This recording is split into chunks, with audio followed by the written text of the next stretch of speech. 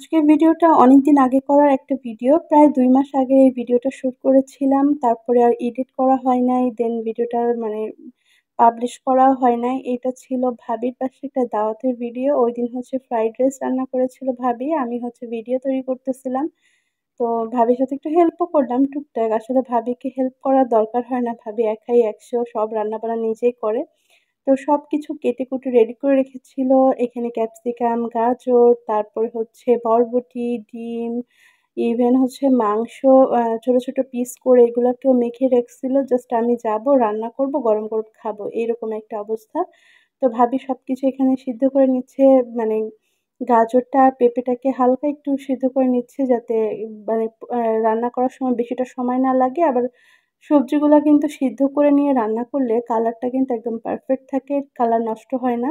আর এইজন্যই কিন্তু চাইনিজ যে ভেজিটেবল গুলা থাকে সেগুলা দেখতে একদম কাঁচা, কাঁচা মনে হয়। কারণ ওগুলা আগে থেকে সিদ্ধ করে নিয়ে তারপরে আবার ঠান্ডা পানিতে ঠান্ডা করে রান্না করে তো এইজন্য কালারটা একদম পারফেক্ট থেকে যায়। তো এখানে ক্যাপসিকাম কেটে নিয়েছে, কাঁচামরিচ, পেঁয়াজ সব খুলে পেঁয়াজগুলো একটু বড়, বড় করে খুলে রেখেছিল। তো সবগুলা হচ্ছে দেখতেছিলাম। আর সবজিগুলা সিদ্ধ করা হয়ে গেছে। এখন চাইনিজ ভেজিটেবলটা রান্না করার জন্য এখানে কিছুটা রসুন কুচি নিয়ে নিয়েছে।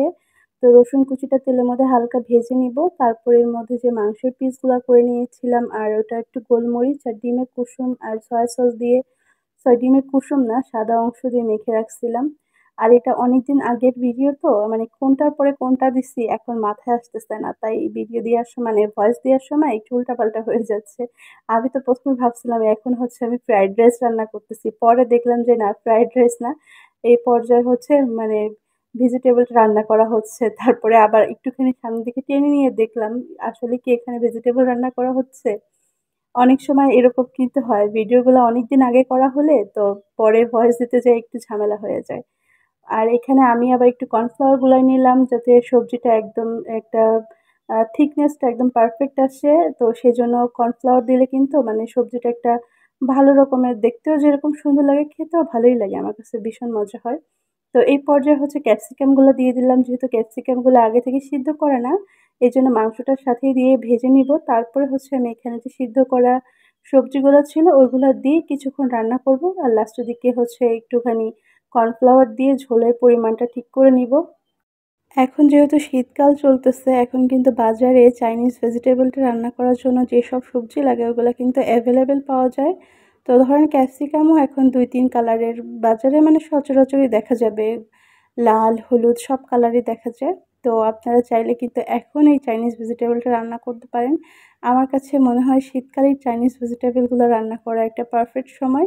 কারণ এই সময় সবগুলা সবজি হাতের নাগালেই পাওয়া যায়। বাঁধাকপি থেকে শুরু করে বরবটি, গাজর, ক্যাপসিকাম সবকিছুই পাওয়া যায়।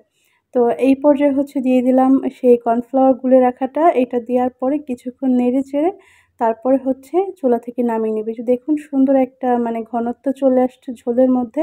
এই পর্যায়ে হচ্ছে লবণ-টবণ চেক করে নামায় ফেলতে পারেন। আর লাস্টের দিকে একটুখানি গোলমরিচের গুঁড়া ছিটায় দিলে ফ্লেভারটাও ভালো আসবে, একটা ঝাঁঝালো খাওয়ার সময় একটা স্বাদ লাগবে। তো সবকিছু ভালোই আসবে। আর এখানে হচ্ছে ফ্রাইড রাইস রান্না করার জন্য ৪ টা ডিম ফাটায় নিতেছি।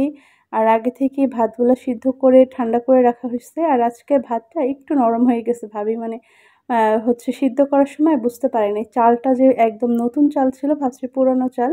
তো সেইজন্য একটু নরম, নরম হয়ে গেছে। সেটা অসুবিধা নাই। খাওয়ার সময় অতটা খারাপ টেস্ট আসে নাই। তো তারপরে হচ্ছে কড়াইতে তেল দিয়ে সেটার মধ্যে রসুন কুচি দিয়ে কিছুক্ষণ ভেজে তারপরে মুরগির যে মাংসগুলাকে ছোট, ছোট পিস করে নিয়েছিল ওইগুলা ভেজে নিচ্ছি। আর একপাশে দিয়ে দিলাম হচ্ছে ডিম।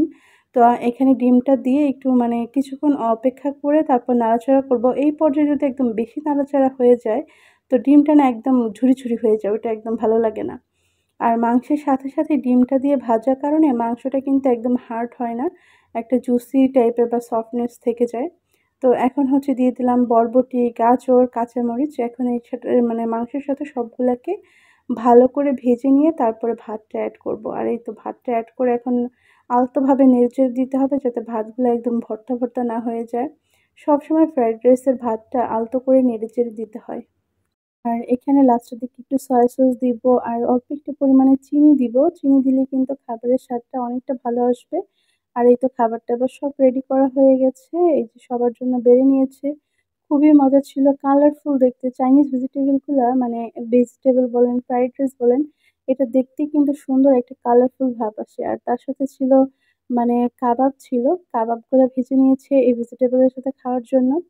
তো আজকের মতো ভিডিওটা এই পর্যন্তই রাখছি। সবাই ভালো থাকবেন, সুস্থ থাকবেন। আবার কথা হবে নেক্সট ভিডিওতে। আল্লাহ হাফেজ, টাটা।